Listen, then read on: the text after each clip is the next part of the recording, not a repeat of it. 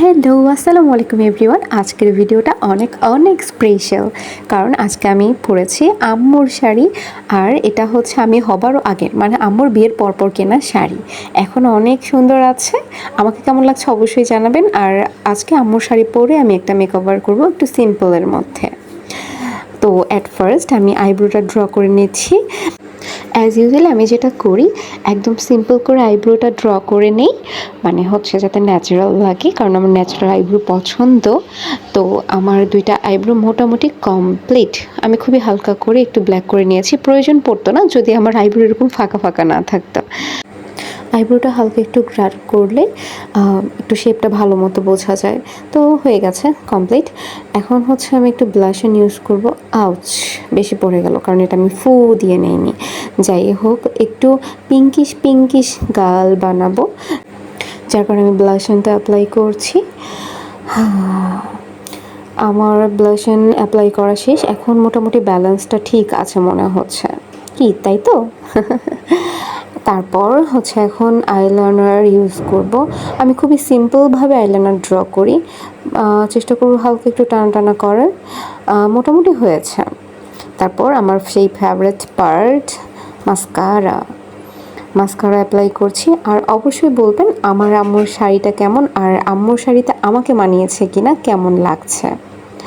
তো আমার মাস্কারাও করা শেষ, চোখ কমপ্লিট। এখন লিপস্টিক, যেহেতু একটু নুড টাইপের মেকওভার করছি, এই জন্য আমি নুড কালার লিপস্টিকটা ইউজ করছি। এটা আমার অনেক ফেভারিট একটা লিপস্টিক। আর আমি এখন দেখছি যেটা, যে আমাকে একদম ডার্কের থেকে এরকম একটু নুড লুকে মেবি ভালো লাগে। আপনারা অবশ্যই জানাবেন যে আসলে কীরকমভাবে ভালো লাগে, কিন্তু আমার কাছে মনে হচ্ছে এটাই ঠিক আছে। তো একটু ভালো মতো শেপটা ক্রিয়েট করতে হবে, ফোনে ভালো মতো বোঝা যাচ্ছে না, এই জন্য আমি মিররের সাহায্যে ভালো মতো ঠোঁটে লিপস্টিকটা দিয়ে নিয়েছি। এখন চুলগুলো আঁচড়ানোর পালা। আমি অ্যাজ ইউজুয়ালি সবসময় এই কর্নার সেতিটাই করি, কারণ আমাকে মাঝখানে সেতি করলে ভালো লাগে না, একদমই বাজে লাগে। আমি আরেকটা মেকওভারের চেষ্টা করব আপনাদেরকে দেখানোর, মাঝখানে সেতি করে। আম্মুর শাড়িটা পরার পর থেকে আমি শুধু একটা জিনিসই ভেবে যাচ্ছি, যে আম্মু আগে কতটা স্লিম ছিল, আমারই একটু ফিট হয়ে যাচ্ছে। বাট এটা আমি হওয়ারও আগে, তো আম্মুর বিয়ের আগে বা আমি হবার পরেও আম্মু অনেক স্লিম ছিল আমি যখন দেখেছিলাম। তো লাস্ট আমার ছোটো বোনটা হওয়ার পর আম্মু একটু মোটা হয়ে গেছে।